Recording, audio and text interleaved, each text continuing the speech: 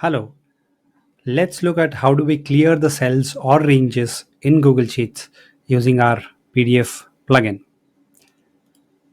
So now I've colored few cells in yellow color, which is what we are going to clear today. So A1, a single cell, multiple cells in a column, multiple cells in a row, multiple cells across multiple columns and rows, and then we have the last range where we are going to just give the starting cell of the range. So let's see how do we clear all of this together. So clear sheet range, we'll go here, search for clear sheet. Spreadsheet ID is the ID of the spreadsheet, which is from this after D until the edit, just the ID.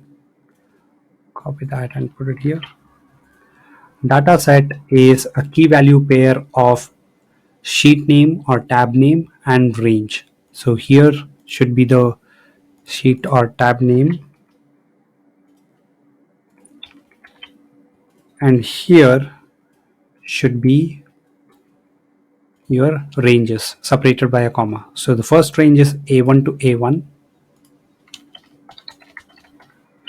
comma. Then we have B1 to B7,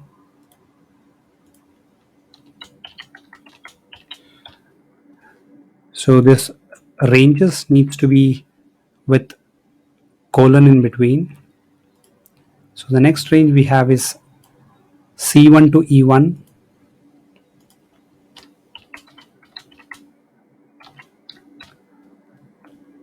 then we have C10 to D15,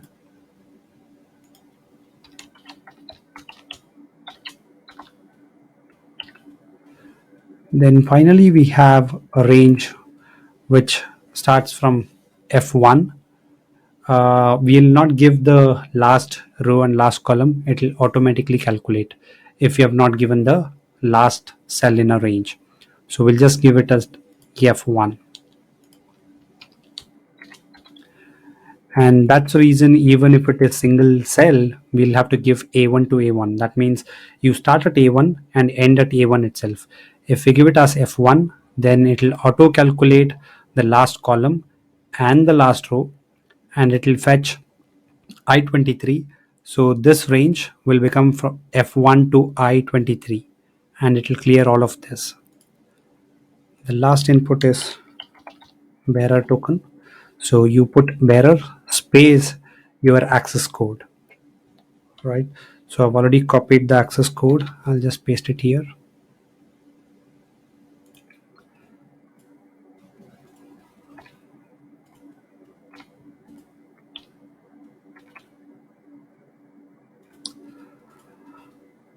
Where do you get this access code? We already have a video explaining that. Please watch it.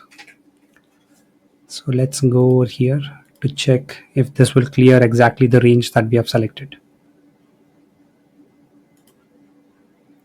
Let me clear on this button, and let's see if it's clearing the proper range.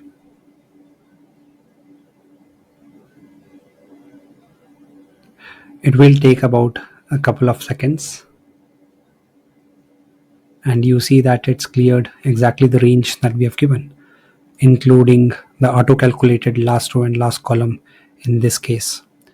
We would highly recommend using auth method that we just displayed, but if you want to use it directly or for testing purpose, you can do it by sharing the sheet with support@7.com, with which we will be able to run the scripts on the file that is owned by you.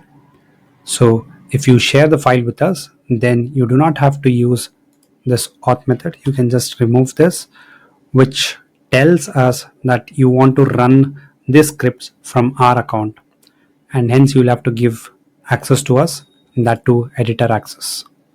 Okay, and here you could also use multiple sheets, like you can also have sheet 2, and you can give the next range 34, and so on and so forth. So you can have multiple sheets with multiple ranges in each of the sheets. I hope this helps. If you have any questions, contact support@red7.com. Have a nice day. Thank you.